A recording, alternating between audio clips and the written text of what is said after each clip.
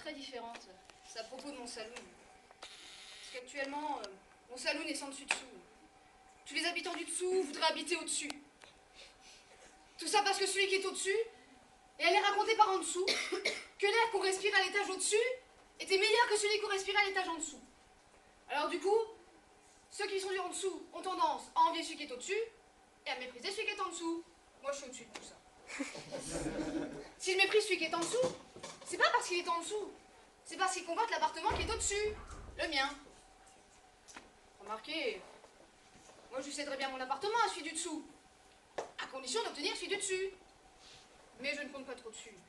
Tout d'abord, parce que je n'ai pas de sous, et ensuite, au-dessus de celui du dessus, il n'y a plus d'appartement.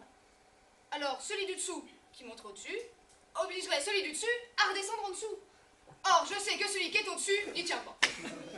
D'autant que, comme la femme du dessous est tombée amoureuse de celui du dessus n'a aucun intérêt à ce que le mari de la femme du dessous monte au-dessus.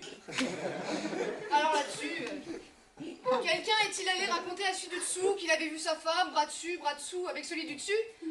Toujours est-il que celui du dessous l'a su. Et un jour que la femme du dessous était allée rejoindre celui du dessus, comme elle retirait ses dessous et lui ses dessus, soi-disant parce qu'il avait trop chaud en dessous. Je l'ai su parce qu'en dessous on entend tout ce qui se passe au-dessus.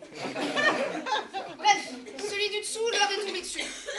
Comme ils étaient tous les dessous, ils se sont tapés dessus, mais finalement c'est celui du dessous qui a eu le dessus.